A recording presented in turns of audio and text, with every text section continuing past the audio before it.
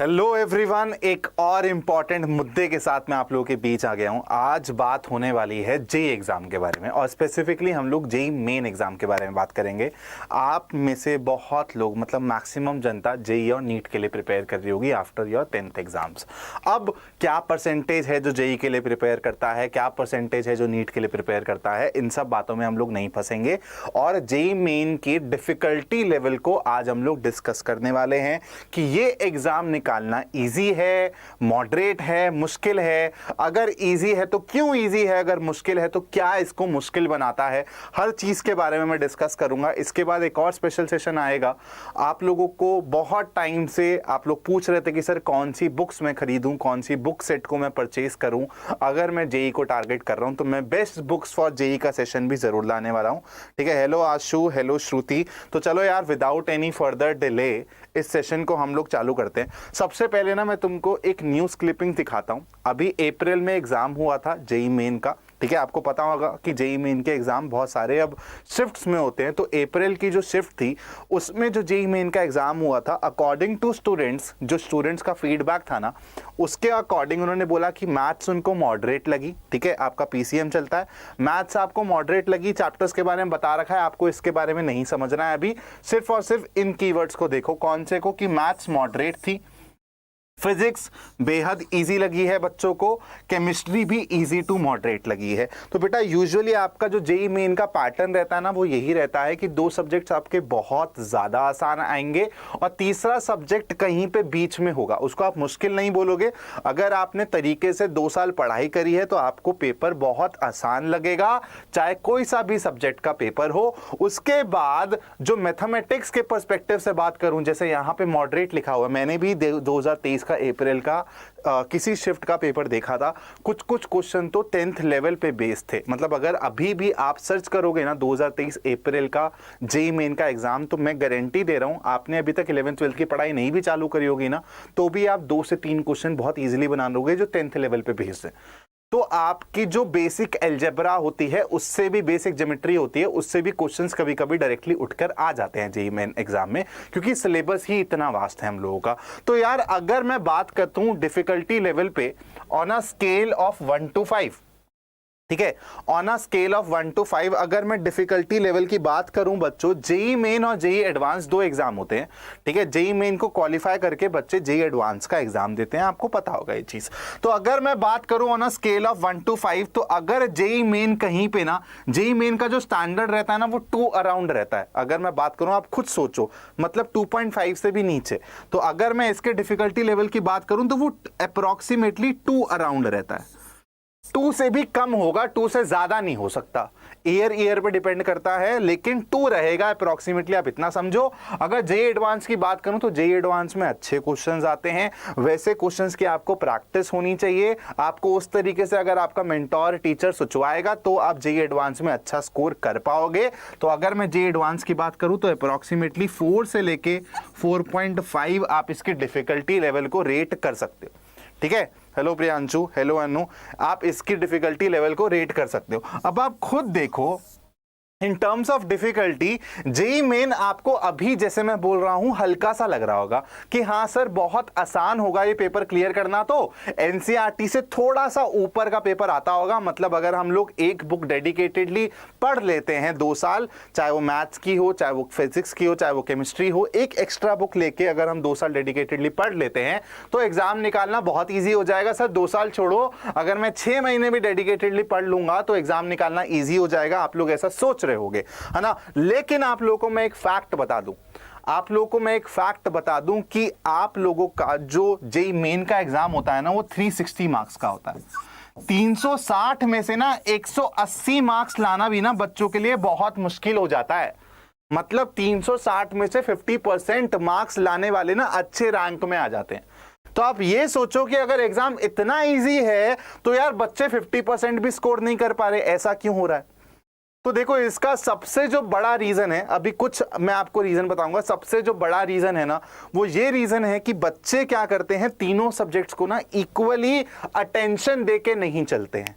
आपकी अगर फिजिक्स अच्छी है तो आप केमिस्ट्री और मैथ्स में नहीं डुबो दोगे। अगर आपकी केमिस्ट्री अच्छी है, आप फिजिक्स और मैथ्स में नहीं डुबो दोगे, तो आपको एक बहुत बड़ी चीज अपनी नोटबुक में लिखनी है, अपने दिमाग में छापनी है कि मेरे को तीनों सब्जेक्ट्स को इक्वली अटेंशन देके समझना है, पढ़ना है, तभी आपके मार्क्स, चाहे जेईई मेन का एग्जाम हो चाहे जेईई एडवांस का एग्जाम हो, उतने आएंगे जिससे आपको एक अच्छा कॉलेज मिल सके।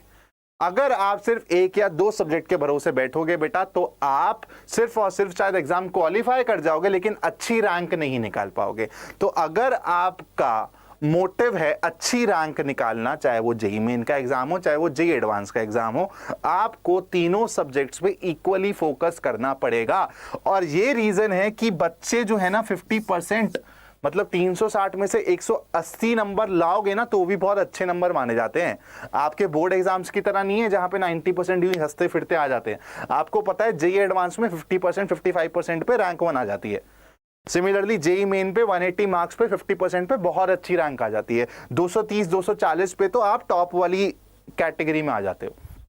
ठीक है, तो आपको मैंने एक रीजन दे दिया है ना क्यों बच्चे 50% भी नहीं स्कोर कर पाते, क्योंकि वो फिजिक्स, केमिस्ट्री, मैथ्स इन तीनों को इक्वल वेटेज देके चलते ही नहीं है। स्टार्टिंग से वो एक सब्जेक्ट को पकड़ लेंगे और उसके हिसाब से वो चलते चले जाएंगे। उनकी मैथ्स डूब जाएगी या केमिस्ट्री डूब जाएगी या कोई सब्जेक्ट डूब जाएगा। तो इसलिए प्लीज आप लोग पीसीएम को इक्वली अटेंशन देके स्टार्टिंग से चलोगे। अब आते हैं बाकी वो रीजंस जिसकी वजह से बच्चे 50% भी नहीं स्कोर कर पाते हैं। बोल तो सब रहे हैं ना कि इजी है, इजी है। मैं सच बोलूं, अगर आप मेरी बात सुनोगे तो जेईई मेन का exam easy to moderate category में आता है। आप लोगों ने अगर बेसिक लेवल की चीजें समझी हैं, करी हैं, आपने प्रीवियस ईयर क्वेश्चंस को देखा है जेईई मेन के, अच्छे से आप डेडिकेटेडली पढ़े हो, तो आपको एग्जाम बहुत आसान लगेगा।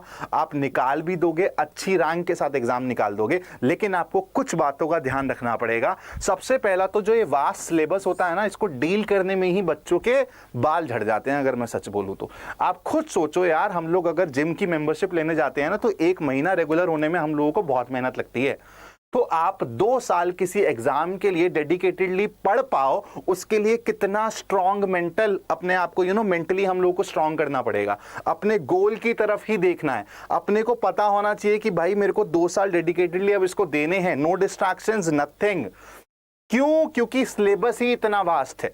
आपसे 11th 12th दोनों का पूछा जाएगा। दूसरी जो गलती होती है बच्चों से, और ये होगी ही होगी, जो परफेक्ट कैंडिडेट होता है ना, AIR 1 वाला भी, ऑल इंडिया रैंक 1 वाला भी, वो भी इसमें स्ट्रगल करता है। लेकिन वो इस स्ट्रगल से आगे बढ़ के मेहनत करता चला जाता है, इसलिए उसकी AIR 1 आती है। दूसरा स्ट्रगल क्या होता है कि यार जैसे जैसे आगे बढ़ोगे, मान लो तुमने 11th में स्टार्टिंग में ट्रिग्नोमेट्री वगैरह पढ़ लिया, एंड में तुम्हारा लिमिट्स आया, लेकिन जब तक तुम लिमिट्स में पहुंचे ना, ट्रिग्नोमेट्री तुम्हारे दिमाग से थोड़ा थोड़ा जा चुका है। तो गड़बड़ होती है यहां पे कि जैसे जैसे हम आगे बढ़ते चले जाते हैं ना, हमारा पीछे का काम साफ होने लग जाता है कि हम लोग क्योंकि रिवाइज नहीं कर रहे हैं पुराने क्वेश्चंस को, पुराने टॉपिक्स को, तो हम लोगों को क्या लग रहा है कि भाई हम लोग की तैयारी तो बहुत अच्छी लग रही है, लेकिन अचानक से एक टेस्ट आया स्टार्टिंग के 5 चैप्टर्स का, और हमको पता चला कि यार बंटाधार हो गया, और वहां पे हमारा कॉन्फिडेंस भी ड्रॉप हो गया, क्योंकि हमको तो लग रहा था हमको स्टार्टिंग के 5 चैप्टर्स बहुत अच्छे से आते हैं, लेकिन रिवाइज नहीं किया है। इसलिए रेगुलर रिवीजन करना बहुत इंपॉर्टेंट हो जाता है जब कॉम्पिटिटिव एग्जाम्स की बात आती है। रेगुलर रिवीजन के साथ साथ टेस्टिंग करना बहुत इंपॉर्टेंट हो जाता है। तो अगर आप किसी भी इंस्टीट्यूट में हो, कहीं पर भी, चाहे वो ऑफलाइन हो ऑनलाइन हो, टेस्टिंग बहुत इंपॉर्टेंट है।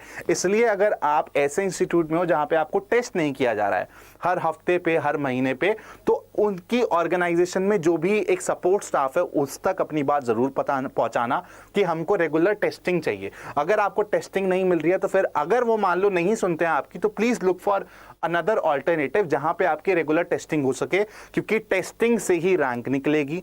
टेस्टिंग से ही आपके पुराने चैप्टर्स जो आपके पीछे रह गए हैं वो रिवाइज होते चले जाएंगे। और यकीन मानो, अगर आपको सिलेक्शन चाहिए तो टेस्टिंग का, अगर मैं बोलूं तो 60 से 70% टेस्टिंग का हाथ है उसके अंदर। टेस्टिंग का मतलब क्या है कि जो मॉक टेस्ट होते हैं, वीकली टेस्ट होंगे, DPPs होंगी, वो सब अच्छे से मिलनी चाहिए आप लोगों को रेगुलरली। उसके बाद कंसिस्टेंसी की बात मैं कर चुका हूं, ठीक है। उसके बाद इंपॉर्टेंट पता क्या है, गड़बड़ पता है कहां होती है? आप लोग पढ़कर भी चले जाओगे, सब चीजें करके चले जाओगे, पता है गड़बड़ यहां होती है। जैसे बोर्ड का एग्जाम है ना, बोर्ड के एग्जाम में उतना प्रेशर नहीं होता है ना। आपको पता है कि यार मेरे को सब्जेक्टिव क्वेश्चंस आएंगे, मैं बना बना के लिख डालूंगा, कोई दिक्कत नहीं है इतनी। लेकिन जब आप एक जैसे मान लो आपका कल जेईई मेन का एग्जाम है, आप पूरी तरीके से रेडी हो, आप गए एग्जाम हॉल में, लेकिन जब आप घर पे कोई मॉक टेस्ट दे रहे थे, अपने कोचिंग इंस्टीट्यूट में मॉक टेस्ट दे रहे थे, तो आपके दिमाग में ये था कि अगर मैं गलत कर भी दूंगा तो मेरे को उसके पास सही करने का मौका है। घर पे गलत कर दिया तो मैं सॉल्यूशन देख के या फिर अपने टीचर से पूछ के इसका सही मेथड निकलवा लूंगा, सही आंसर जान लूंगा। अगर मैं कोचिंग इंस्टीट्यूट में कोई मॉक दे रहा हूं, अगर इस वाले मॉक में नहीं अच्छे नंबर आए तो अगले वाले मॉक में अच्छे नंबर आ जाएंगे। वो मेरा फाइनल टेस्ट नहीं है, तो मेरे पास उतना प्रेशर नहीं होता है। लेकिन अगर जिस दिन मैं जेईई मेन का एग्जाम देने जा रहा हूं, जिस दिन मैं हॉल में बैठा हूं, उस दिन अल्टीमेटली ना आपको वो प्रेशर फील होता है। अब उस प्रेशर से जो ऊपर उठ जाता है, उस प्रेशर को जो अच्छे से हैंडल कर लेता है, वो 180 पार वाली कैटेगरी में पहुंच जाता है। जो उस प्रेशर में थोड़ा सा भी क्रम्बल कर जाएगा, वो दोबारा 130 140 के स्कोर पे रह जाएगा, डिस्पाइट कि उसकी तैयारी बहुत अच्छी है। क्यों? क्योंकि जब आप क्वेश्चन करने लगोगे ना, तो आपके दिमाग में वो चीज़ आएगी कि यार ये फाइनल चांस है, अगर मेरा आंसर गलत हुआ तो अब मेरे पास उसको सही करने का कोई ऑप्शन नहीं है। यहाँ पे जो हुआ वही अंत है, वही एंड की कहानी है। तो आपके दिमाग में ना वो एक एक्स्ट्रा प्रेशर, एग्जाइटी आती है, आपको उसी को कंट्रोल करना। वो कैसे कंट्रोल करोगे? दोबारा अगेन टेस्टिंग। जितनी टेस्टिंग करोगे अपने डी डे से पहले, डी डे मतलब कि जो आपका जेईई मेन जिस दिन होने वाला है एक्चुअली, उससे पहले अपने आप को जितनी बारी उस टेस्टिंग फेज में डालोगे, उतना आपका कॉन्फिडेंस बढ़ेगा। क्योंकि एग्जाम टाइम पे आपके कॉन्फिडेंस, सेल्फ कॉन्फिडेंस पे सारा का सारा गेम टिक जाता है कि आपने निकाल लिया इस मैथ्स के क्वेश्चन का आंसर 36 आया, लेकिन आपके दिमाग ने बोला कि यार दोबारा से चेक कर ले, कहीं 36 ना हुआ 32 हुआ, तो आपने दोबारा से चेक किया और आपका टाइम चला गया, आंसर 36 था। तो आप जो आंसर निकालो उसके लिए कॉन्फिडेंट रहो। आपको इस तरीके से प्रिपेयर करना है। इसलिए आपका जो जेईई मेन का एग्जाम है, चाहे वो लेवल के अकॉर्डिंग, डिफिकल्टी लेवल के अकॉर्डिंग कितना भी इजी है, स्टिल उसमें बच्चे जो हैं 180 पार वाले जो बच्चे हैं वो बहुत कम होते हैं, बहुत कम परसेंटेज होती है। क्यों? Because of these major reasons कि आप रेगुलरली कंसिस्टेंसी बना ही नहीं पा रहे हो, है ना। अगर आप 12th में पहुंच गए हो तो आपके 11th के टॉपिक सारे के सारे बंटाधार हो गए हैं। अगर आपकी, चलो मान लिया टॉपिक भी अच्छे से चल रहे हैं, सिलेबस कवरेज भी अच्छी चल रही है, लेकिन आपने टेस्टिंग नहीं करी है अच्छे से, तो आप एग्जाम हॉल में जाके नर्वस हो जाओ। ये एंग्शियस एनर्जी जो होगी वो आपको ले डूबेगी। आपको वहां पे सेल्फ कॉन्फिडेंस ही नहीं है। आप जो आंसर निकाल रहे हो आपको उसी पे डाउट हो रहा है कि यार दोबारा से चेक कर लूं, तो उसके चक्कर में गड़बड़ हो जाएगी। और मैं सच बोल रहा हूं, जो ये 36 और 32 वाला एग्जाम्पल दिया है ना, इसमें बहुत बच्चों का बंटाधार होता है। बहुत बच्चे इस चक्कर में फंसते हैं क्योंकि उनको लगता है कि यार आंसर सही निकला है या नहीं निकला है, अरे यार एक बार दोबारा चेक कर लेता हूँ, आंसर सही निकला नहीं। क्योंकि उतना कॉन्फिडेंस ही नहीं होता खुद पे। क्योंकि घर पे तो हमारे पास दूसरा ऑप्शन है ना कि दोबारा निकाल लेंगे, यार 10 मिनट दे दूंगा एक क्वेश्चन को, 20 मिनट दे दूंगा। लेकिन यहाँ पर आता है कि 4 नंबर का क्वेश्चन है यार, गलत हो गया तो माइनस भी होगा और +4 भी नहीं मिलेगा। तो हर क्वेश्चन की कीमत आपको पता होती है वहां पे, और उसके चक्कर में अगर सेल्फ कॉन्फिडेंस थोड़ा सा भी ड्रॉप हुआ तो पूरे पेपर की बैंड बच जाती है। ठीक है, पूरे पेपर की बैंड बच जाती है। इसलिए केयरफुल रहना। और जेईई मेन का अगर मैं अब ओवरऑल समराइज करूं इस सेशन को, तो JEE Main is not tough to qualify, to clear, to get 99 percentile, even 99.9 percentile. It is not tough. बस टफ क्या है, इस प्रोसेस से गो थ्रू करना। जो ये 2 साल का प्रोसेस है, आप इस प्रोसेस को किस तरीके से ट्रीट करते हो, इस प्रोसेस में अपने आप को किस तरीके से रेडी करते हो, वो डिफिकल्ट है। तो इसलिए ये जो 2 साल की जर्नी है, ये उन लोगों के साथ बिताना, चाहे वो फ्रेंडशिप हो, चाहे वो कोई कोचिंग हो, जो भी आपके आसपास लोग हैं वो वैसे होने चाहिए जो आपको मोटिवेट कर रहे हो, पुश कर रहे हो, है ना। ऐसे नहीं कि आप चले गए हो किसी कोचिंग इंस्टीट्यूट में लेकिन आपको टेस्ट ही नहीं किया जा रहा है, बस आपको बोल दिया जा रहा है कि अरे तुम जैसे बच्चे तो DTU ऐसे निकाल देंगे, तुम जैसे बच्चे तो NSIT चले जाते हैं, अरे तुम्हारे से मैंने बहुत लल्लू बच्चे पढ़ाए हैं लेकिन वो IIT पहुंच गए। तो तुमको ऐसा कॉन्फिडेंस नहीं चाहिए। तुम अपना कॉन्फिडेंस कैसे चेक करोगे? टेस्टिंग करके चेक करोगे। अगर टेस्ट में मार्क्स अच्छे आ रहे हैं तो हाँ मैं सही रास्ते पे चल रहा हूँ, अगर टेस्ट में मार्क्स अच्छे नहीं आ रहे तो मेरे को इंप्रूव करने की जरूरत है। ठीक है, इसके अलावा मैं तुम लोगों को बता दूं कि अगर तुम लोग अभी तक कहीं पर नहीं जुड़े हो और तुमको अगर मतलब मान लो मैथ्स, फिजिक्स, केमिस्ट्री, मतलब ये तो PCM की बात ही करूंगा क्योंकि जेईई के रिलेटेड डिस्कशन हो रहा है, बेस्ट बुक्स के बारे में ही बताऊंगा एक अलग सेशन में। अगर तुम कहीं पे नहीं जुड़े हो तो सक्षम करके हमारा एक बैच है, सक्षम रीलोडेड, ठीक है, अड्डा का।